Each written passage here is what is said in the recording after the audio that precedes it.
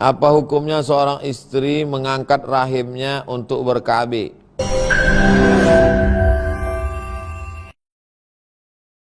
Lupa subscribe, like, and share. Jamaah yang dimuliakan Allah SWT, kita jawab pertanyaan. Pertama, Ibu Nur Komariah. Nur cahaya, Komariah bulan. Nur Komariah cahaya bulan. Berarti lahirnya malam. Assalamualaikum Ustaz. Waalaikumsalam warahmatullahi wabarakatuh. Apa hukumnya seorang istri mengangkat rahimnya untuk ber-KB atas persetujuan suami?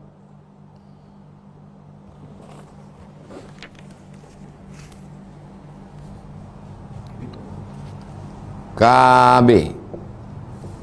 Saya KB Pak Ustadz. Anaknya berapa? 10. Hah. Kenapa 10? Rupanya keluarga besar. KB ini terbagi dua, Bu Nur. Pertama namanya Tanzimun Nasal. Tanzimun Nasal, mengatur kehamilan.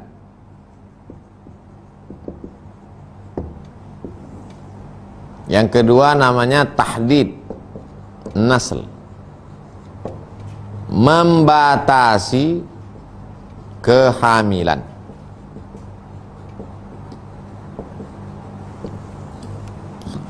Contoh membatasi kehamilan pada laki-laki adalah vasektomi. Vasektomi, diputus, habis itu dia tak bisa lagi. Ada lagunya itu, putus tak bisa disambung. Sedangkan pada perempuan itu namanya steril. Steril, diangkat rahim, tak bisa mengandung lagi. Yang mengatur kehamilan, diatur hamil 2 tahun sekali, 3 tahun sekali, 4 tahun sekali hamil. Gimana Dek? 5 tahun sekali aja lah Bang. Apa ini? Sesuai pilkada. Ini boleh, ini haram. Ini boleh apa dalilnya? Apa boleh mengatur kehamilannya? Apa dalilnya? Karena Nabi membolehkan azal. Azal. Apa azal itu Pak Ustadz? Seorang suami berhubungan dengan istrinya, dikeluarkannya sperma di luar kemaluan istrinya. Azal namanya. Ustadz menjelaskannya jangan vulgar begitulah. Kau carilah bahasa yang lebih lembut. Aku tak pandai. Itu namanya azal. Dalam hadis Nabi tak melarang. Waktu sahabat melakukan itu, Nabi diam. Kalau begitu diam berarti takrir. Diam itu tak marah Nabi. Seandainya Nabi marah pasti menjadi haram. Nah, itulah hikmahnya diamnya Nabi waktu sahabat melakukan azal itu. Ternyata setelah 14 abad baru orang tahu hikmahnya. Rupanya inilah boleh melakukan pengaturan ini. Nah. Tapi kalau ini ada kejadian di Mesir. Seorang polisi Mesir. Dia sudah mapan. Sudah punya rumah, apartemen, sudah punya mobil, sudah punya anak 2 orang. Kisahnya true story, kisah nyata. Lalu kemudian karena dia sudah menganggap mapan semua, akhirnya dia vasektomi. Setelah vasektomi tentu tak bisa punya anak lagi. Malang tak dapat ditolak, untung tak dapat diraih. Apa yang terjadi? 2 anaknya itu meninggal. Stres. Akhirnya bertobat. Lalu dia menceritakan itu, menceritakan pengalaman hidupnya, dituliskan. Itulah saya baca. Oh, rupanya itulah bahayanya. Tak bisa lagi. Begitu juga dengan perempuan. Bang, anak kita kan sudah 2, bagus ya. Iya, rumah udah ada, mobil udah ada. Oke. Malang tak dapat ditolak. Bersin-bersin anak itu mati. Mati. Istri mau hamil lagi tak bisa. Menangislah ibu. Bapak itu senyum. Dia bisa berbini lagi. Hati-hati ibu yang udah steril. Aku bukan nakut-nakutin, enggak. Tapi, tenang dulu. Tapi ada yang boleh steril nih. Misalnya ibu-ibu yang sudah operasi sesar beberapa kali. Udah dibelah dah. Anak pertama lahir, belah. Udah itu lahir lagi, belah. Takkan belah sini, belah sini. Kata dokter nih tak bisa lagi bu. Ibu udah beberapa kali belah udah. Yang lama aja belum sembuh, mau buat belah lagi baru lagi. Jadi gimana caranya? Diangkatlah rahim. Steril. Tapi dokter tuh amanah. Atau ada penyakit. Atau di atas usia-usia yang resiko tinggi untuk melahirkan. Kata dokter, ini kalau ibu melahirkan umur segini, resikonya mati. Tanya suami, bang gimana bang? Apa kata dokter tuh? Kata dia kalau aku hamil lagi aku mati. Abang pilih mati atau aku angkat rahim? Aku mati aja lah. Tak boleh. Tak boleh pilih mati. Mesti dia pilih steril. Makanya suami juga perlu tahu tentang ini. Jelas kan? Jelas. Begitu Bu Nur Komariah. Yang tak paham, ulang-ulang penjelasan saya. Tak juga paham, besok kirim pertanyaan lagi. Berikutnya Ibu Naila Putri. Ustadz, apa hukumnya melahirkan melalui operasi sesar sementara tak ada sebab? Tak membahayakan jika melahirkan normal?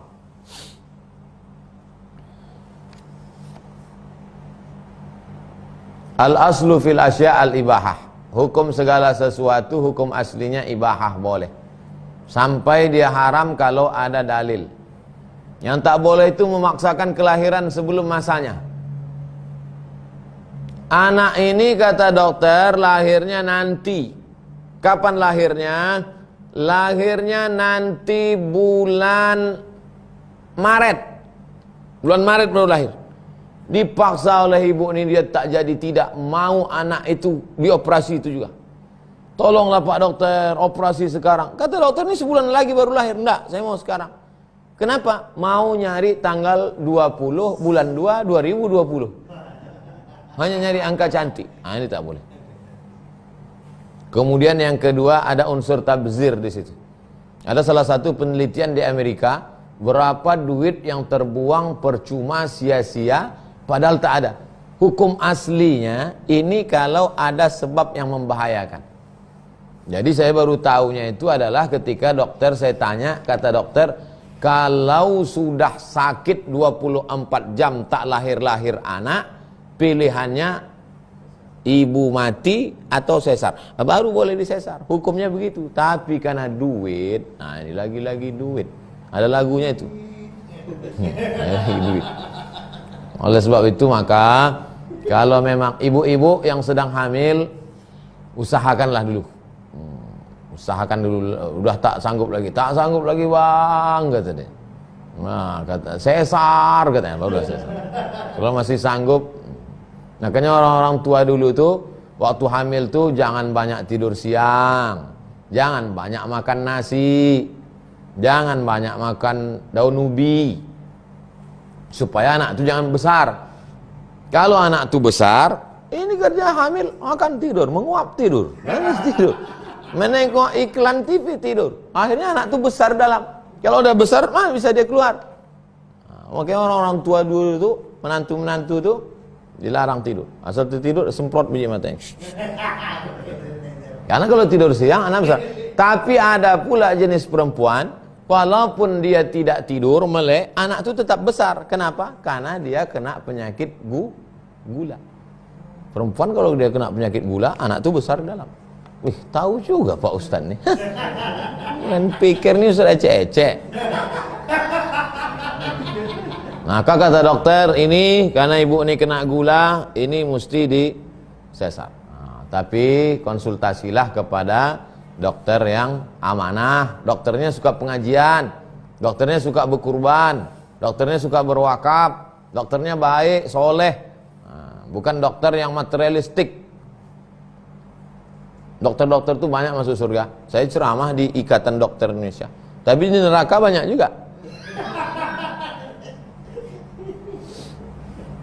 3, Ibu Amilah Tambunan. Ustadz, saat USG, dokter menyatakan janin memiliki kelainan. Dokter pun menyatakan kemungkinan anak lahir cacat. Apakah boleh digugurkan Pak Ustadz? Kata dokter, anak ini cacat. Ini kisah nyata nih jamaah. Lama hidup banyak dirasa, jauh berjalan banyak ditengok, lama ceramah banyak jamaah yang curhat. Ustadz, ini anak ini sudah divonis oleh dokter cacat. Makanya kata dia harus digugurkan. Tapi saya membayangkan anak ini digugurkan, anakku buah hati belayan jiwa, biarlah cacat ku jaga dia. Terus gimana Bu? Akhirnya saya jaga anak ini Pak Ustadz, dan sekarang anak ini sudah hafal Quran. Hafal Quran. Dokter yang mengatakan cacat tuh sampai sekarang entah bisa entah tidak membaca Quran. Oleh sebab itu maka, tapi kalau kata dia resikonya mati, la tulqu bi aidikum ila tahlukah. Jangan kau jerumuskan dirimu dalam kebinasaan. Ada seorang anak lahir, beribu maaf, wajahnya memalukan keluarga. Begitu ditengok wajahnya malu, dimasukkan ke dalam kotak, diletakkan di depan pintu asuhan. Nalang tak dapat ditolak, untung tak dapat diraih, hari berganti musim berubah. Apa yang terjadi? Anak ini jadi pemuda, menjadi motivator terkenal dari Amerika. Namanya saya lupa. Menjadi motivator, menjadi terkenal. Ada saja cara Allah Ta'ala untuk menegur manusia. Tapi memang manusia ini pelupa. Sudah ditegur dengan berbagai macam kisah ajaib-ajaib, diulangnya juga lagi perbuatan. Oleh sebab itu jangan pernah menyepelekan makhluk Allah. Jangan pernah, la tahqiranna minal ma'rufi syai'a. Jangan sampai kau menyepelekan perbuatan baik. Perbuatan baik aja tak boleh disepelekan, apalagi makhluk Allah yang baik. Tapi kalau resikonya mati, itu tak ada tawar-menawar. Dokternya amanah, orangnya ngaji, takut pada Allah, lalu dia katakan, ini Bu resikonya mati. Itu enggak ada pilihan. La tulqu bi aidikum ila tahlukah. Tak boleh kau jerumuskan dirimu ke dalam kebinasaan.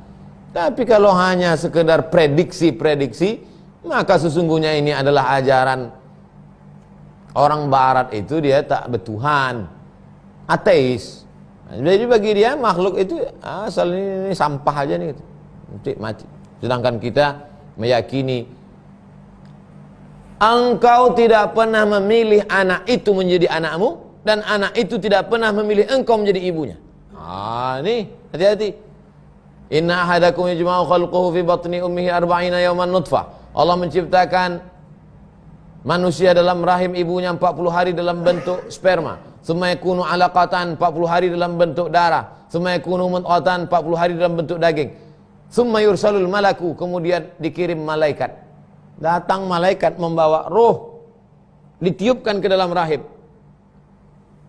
Anak ini tidak pernah minta masuk ke dalam rahimmu, dan engkau pun tidak pernah minta supaya itu menjadi anakmu.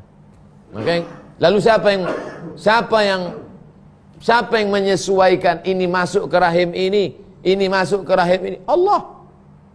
Makanya kalau orang kuat tauhidnya, ini kekuatan tauhid. Kalau kuat tauhidnya, tidak akan ada anak durhaka pada emaknya. Aku malu punya emak macam itu. Oh, itu bukan kau yang milih, itu pilihan Allah, itu hikmah dari Allah. Dan tidak pula ada seorang ibu akan membuang anaknya. Kenapa? Karena anak itu bukan dia yang milih. Berapa banyak orang minta punya anak, tak dapat anak. Tapi ada pula orang yang sudah diberikan anak, malah membuang anak. Masalahnya di mana? Tauhid, la ilaha illallahnya kurang kuat. Berikutnya Ibu Ferawati. Ustadz, di manakah bagusnya kita berkurban? Di tempat kerja kita atau daerah tempat tinggal kita? Saya kasih tahu wilayah kota, di Pekanbaru khususnya tempat tinggal saya. Ini yang di daerah kota ini jangan lagi berkurban di rumah komplek-komplek perumahan orang-orang kaya, orang-orang hebat. Usah lagi kalian berkurban di situ. Tiap hari makan daging. Bahkan ada yang tak bisa makan daging lagi. Menengok daging kumat darah tinggi. Tak usah lagi kalian berkurban di situ. Kirimkan. Nah, ini Bu Ferawati ini pasti belum follow Instagram saya. Sudah diupdate tadi sore. Kenapa belum di follow juga? Ini ya saya bacakan. Sudah tadi sore diupdate. Itulah gunanya. Tak ada yang sia-sia dalam update saya ini. Bagi yang mau berkurban, silakan hubungi Pak Mahmud 0813 6595 0644. Pak Mahmud 0813 6595 0644. Nomor rekening pemesanan 820 11 66 666. 820 11 66 666. Cantik nomornya kan? Bank Riau Kepri, Bank Riau Kepri cabang syariah Pekanbaru atas nama Yayasan Tabung Wakaf Umat.